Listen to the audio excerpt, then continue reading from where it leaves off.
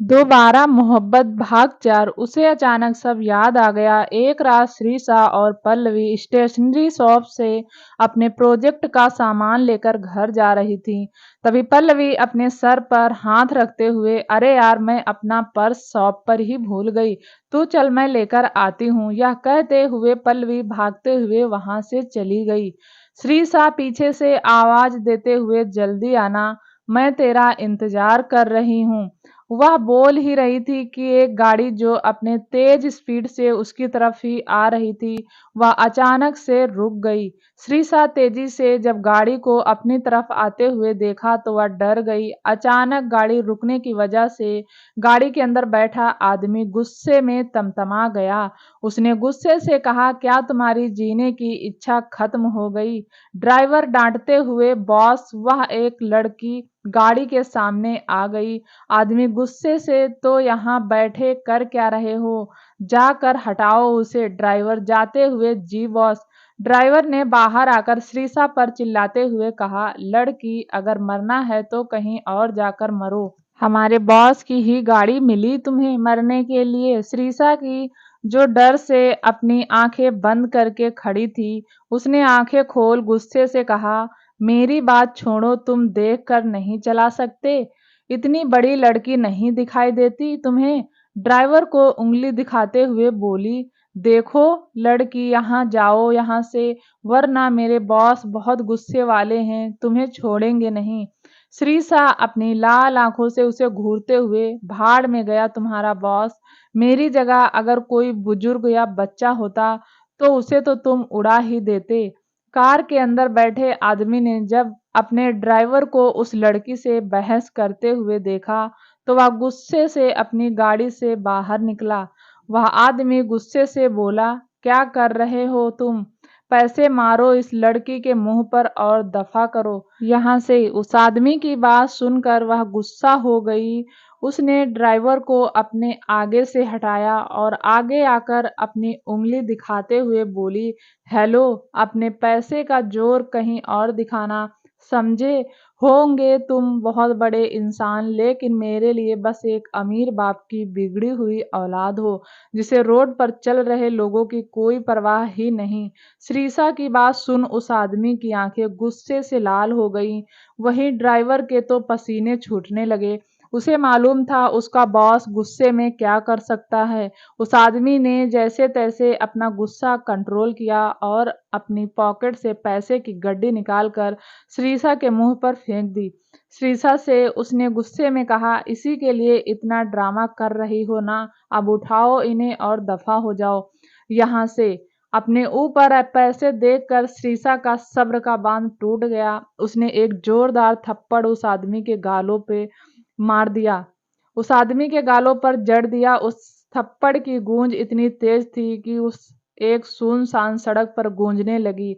Driver की सांसें तो मानो थम सी गई थी। उसने अपने मन में कहा, हे भगवान, इस लड़की को अब कोई नहीं बचा सकता। उस आदमी का मुंह एक तरफ झुका हुआ ही था। वह जानता था उसने कैसे अपना गुस्सा कंट्रोल किया था। तभी श्रीषा ने अपनी एक उंगली उसकी तरफ पॉइंट करते हुए कही, तुम समझते क्या हो अपने आप को? हर कोई बिकाऊ नहीं होता। आइंदा किसी की कीमत लगाने से पहले यह थप्पड़ याद कर लेना। तभी पीछे से पल्लवी की आवाज आई, आजा, क्या कर रही? चल, हमें देर हो रही है। पल्लवी की आवाज सुन श्रीषा जल्दी से उसकी तरफ चली गई।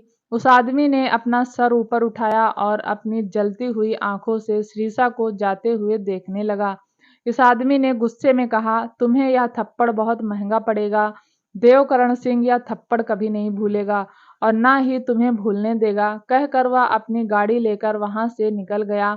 याद आया कुछ? देव की गुस्से भरी आवाज सुन श्रीषा अपने होश में आई। उसके मुंह से शब्द ही नहीं निकल रहे थे। क्या इस आदमी ने उस थप्पड़ का बदला लेने के लिए उससे शादी की है? प्लीज, आप गुस्से में देव से बोली, तुमने सिर्फ एक थप्पड़ का बदला लेने के लिए मुझसे शादी की है? देव मुस्कुराते हुए बोला, वह क्या है ना, देवकरण सिंह कभी किसी का उधार नहीं रखता। तुमसे बदला लेना जरूरी था, मेरी जिंदगी से भी ज्यादा था जरूरी। धीमी आवाज में कहा। श्रीषा की बात सुन देव कुछ देर के लिए चुप हो गया और श्रीषा को देखने लगा जो उसी की आंखों में देख रही थी। तो देव को उसकी आंखों में बेबसी और मासूमियत दिख रही थी, लेकिन मजाल है उसने एक आंसू भी बहाया हो। देव ने अपनी नजरें उससे फेर ली और हंसते हुए बोला, जब तुम्हारी फैमिली को ही तुम्हारी जिंदगी की कोई परवाह नहीं है तो मुझे क्या। तब श्रीषा कोई जवाब नहीं दे पाई, क्योंकि बोल तो वह सही रहा था। देव ने फिर से कहा, जानती हो तुम्हारे चाचा ने सौदा किया है, तुम्हारा 50 करोड़ लिए हैं मुझसे तुम्हारे बदले में। देव की बात सुन वह पहले हैरान हुई, फिर वह नॉर्मल हो गई, क्योंकि उसे पहले से ही लगा था इतनी जल्दी शादी करने के पीछे उनकी कोई ना कोई चाल जरूर होगी। वह सोचकर बहुत दुखी हो रही थी, कोई इतना कैसे गिर सकता है। फिर श्रीषा ने हंसते हुए कहा, 50 करोड़ तुमने मेरे बदले उन लोगों को 50 करोड़ दिए। अरे वाह, तो इतने गिरे हुए हैं, अगर तुम उन्हें 50,000 भी दे देते ना तो भी मेरा सौदा कर देते। होगे तुम बड़े बिजनेस टाइकून, लेकिन इस बार तुमने घाटे का सौदा किया। श्रीषा की बात सुन देव उसे देखने लगा। शायद उसके होठों पर तो हंसी थी, लेकिन आंखों में दर्द था जिसे छुपाना उसे बखूबी आता था। देव काफी देर तक उसे देखता रहा और फिर तिरछा मुस्कुराते हुए बोला, देवकरण सिंह कभी घाटे का सौदा नहीं करता। तुमसे शादी करना सिर्फ मेरा बदला नहीं, मेरा मकसद भी है। श्रीषा अपनी आईब्रो उठाते हुए, कैसा मकसद। देव बेड के पास जाते हुए, वह भी तुम्हें बहुत जल्द पता चल जाएगा, पहले इसे देख लो। कहते हुए उसने बेड के डोर से कुछ निकाला और श्रीषा को दे दिया। श्रीषा अपने हाथ पड़ी चीज को देखकर देव ने बेड के डोर से एक फाइल निकाली और जाकर श्रीषा के हाथ में रख दी। वह कंफ्यूज होकर देव को देखने लगी। देव आंखों से इशारा करते हुए, खोलो इसे। श्रीषा ने एक नजर देव को देखा और मुंह बनाते हुए फाइल खोली। जैसे ही फाइल खोली उसने उस फाइल को पढ़ना शुरू कर दिया। उसकी आंखें बड़ी हो गई। श्रीषा ने एकटक देव को देखते हुए कहा, डिवोर्स। श्रीषा की बात सुन देव ने चेहरे पर शैतानी मुस्कुराहट लाते हुए कहा, हाँ डिवोर्स। हमारी या फर्जी की शादी महज सिर्फ 3 महीने की है, उसके बाद मैं मेरे रास्ते और तुम तुम्हारे रास्ते। सिर्फ 3 महीने तक। देव की आंखों में देख रही थी। देव ने भी यह सब उसकी आंखों में देखते हुए कहा था। श्रीषा देव की तरफ देखकर मुस्कुराई और डिवोर्स के पेपर को देखने लगी थी। श्रीषा की मुस्कुराहट देव को चुभ रही थी। आखिर इतना सब होने के बाद भी यह लड़की मुस्कुरा कैसे सकती है। तभी उसके कानों में श्रीषा की आवाज पड़ी। श्रीषा पेपर पलटते हुए, तो 3 महीने तक मैं तुम्हारी बीवी हूँ, और हाँ, लेकिन सिर्फ और सिर्फ 3 महीने देव। उसकी बात बीच में काटते हुए कहा। उसे शिरीषा का इतना काम डाउन बिहेवियर खटक रहा था। आखिर कौन सी लड़की एक डुप्लीकेट बीवी बनना चाहेगी। अगर श्रीषा की जगह कोई और लड़की होती तो अभी तक रोने लग जाती या फिर देव को पाने की कोशिश करती, लेकिन उसके बिल्कुल उल्टे श्रीषा उसकी हाँ में हाँ मिला रही थी, और इतना सुनने के बाद भी उसकी आंखों से एक आंसू तक नहीं गिरा था। श्रीषा देव को देखते हुए, हाँ मैंने तो वही कहा, बीवी तो होना, चाहे कुछ महीने के लिए ही सही। देव को अब सिर्फ एक मजाक है, जो मैं कह रहा हूँ वही कहे जा रही है। दरअसल श्रीषा को भी देव के साथ नहीं रहना था। आखिर क्यों रहे ऐसे इंसान के साथ जिसने सिर्फ बदला लेने के लिए उससे शादी की है। जब उसने डिवोर्स पेपर देखे उसने भी यह ठान लिया, वह देव के साथ नहीं रहेगी। देव ने खुद को कंट्रोल किया और एक फाइल श्रीषा को देते हुए कहा, यह हमारी शादी का कॉन्ट्रैक्ट है, तुम्हें इसे साइन करना है और इसमें लिखी सारी शर्तें माननी होंगी। शादी का कॉन्ट्रैक्ट देख श्रीषा ने हंसते हुए कहा, वाह यार, तुमने तो पूरी तैयारी करके रखी है मुझसे पीछा छुड़ाने की। श्रीषा को ऐसे हंसते देख देव का पारा हाई हो गया। उसने उसकी बाजू से पकड़ दीवार से लगाते हुए कहा, तुम्हें यह सब मजाक लग रहा है।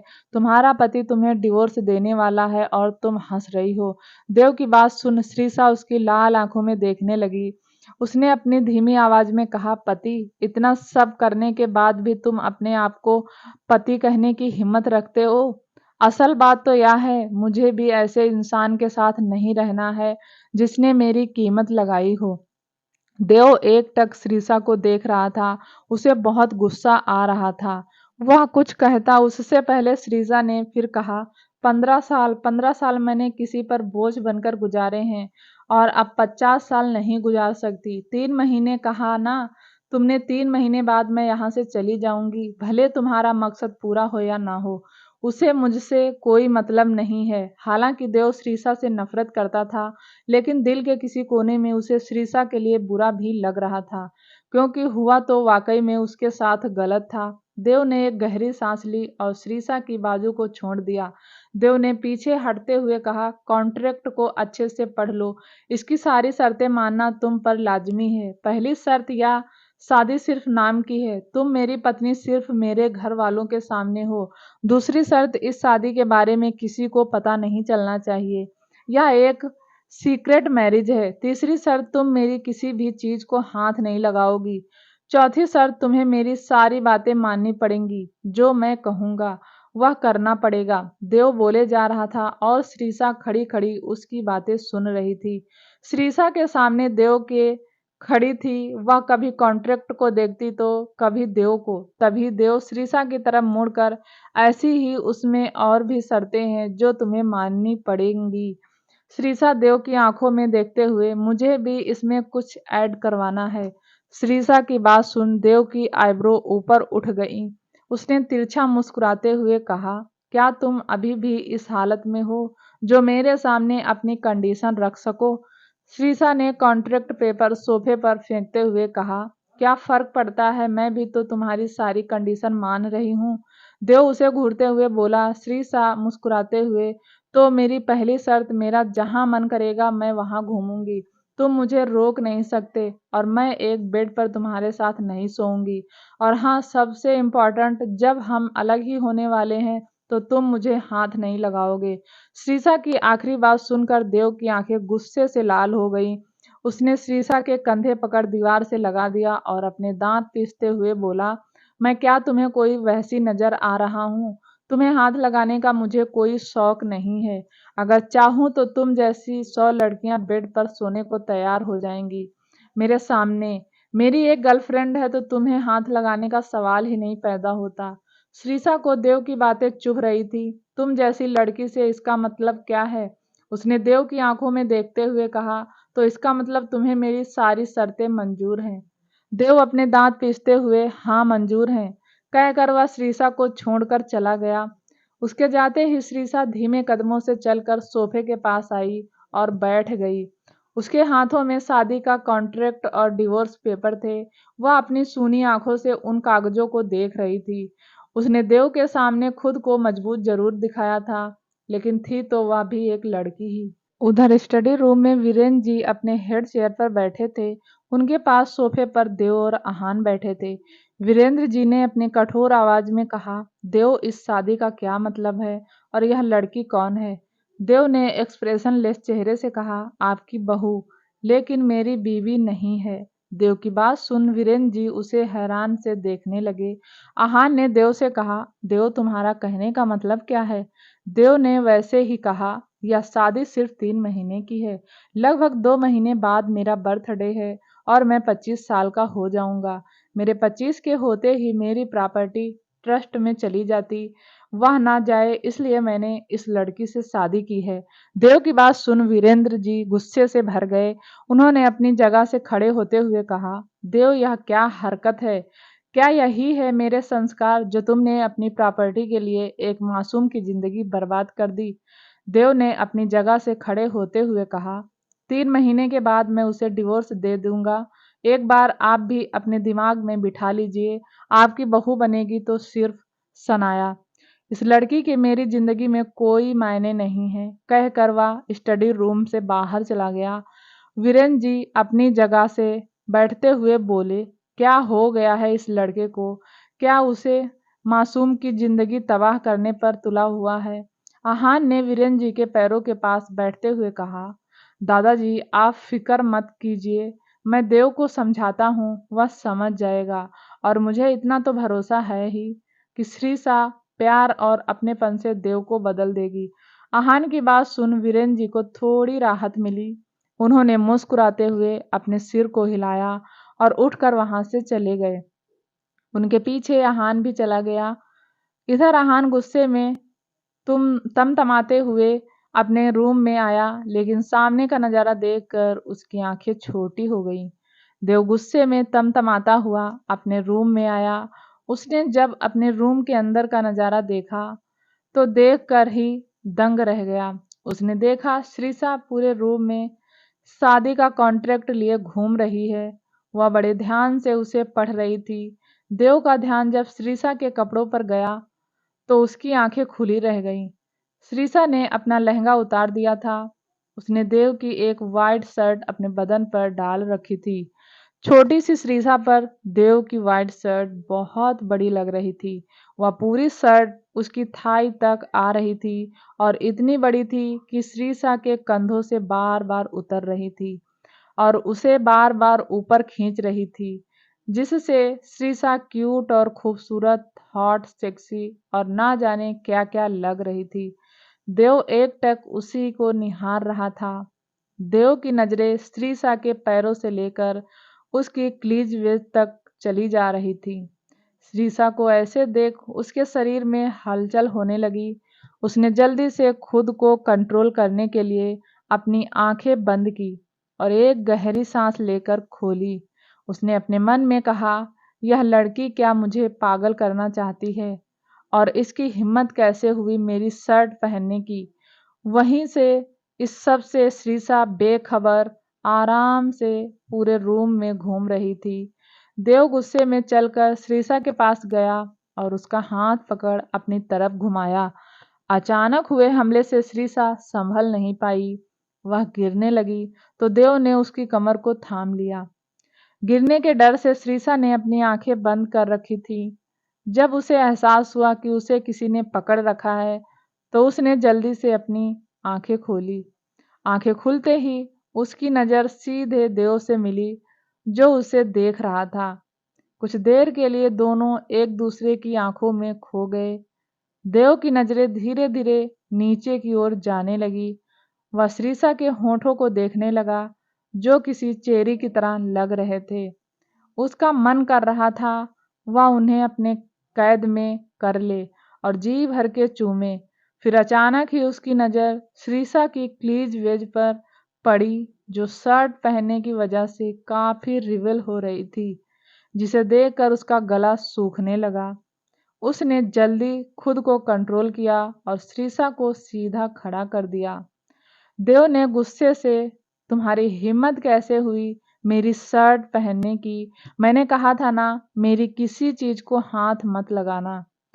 श्रीसा अपने कमर पर हाथ रखते हुए, मेरे पास कपड़े नहीं है तो क्या सारा दिन उस लहंगे में ही घूमती रहूं? देव गुस्से से घूरते हुए, वह तुम्हारी प्रॉब्लम है, मेरी शर्ट अभी के अभी उतारो। कहकर वह गुस्से से श्रीसा के शर्ट के बटन खोलने लगा। देव को अपनी शर्ट के बटन खोलते हुए देख श्रीसा की आंखें बड़ी हो गईं। उसने जल्दी से देव को धक्का दिया और खुद को कवर करने लगी। श्रीसा के धक्के से देव थोड़ा दूर हट गया। श्रीसा गुस्से से, यह क्या कर रहे हो तुम? श्रीसा को ऐसे देख देव को एहसास हुआ वह क्या करने जा रहा था। दोस्तों, कैसी रहेगी दोनों की पहली रात? क्या श्रीसा देव के पास जाएगी? जानने के लिए सुनते रहिए दोबारा मोहब्बत। चैनल पर पहली बार आए हैं तो प्लीज़ चैनल को लाइक, शेयर और सब्सक्राइब जरूर करें। दोस्तों, मिलते हैं अगले भाग में। तब तक के लिए धन्यवाद। नमस्कार।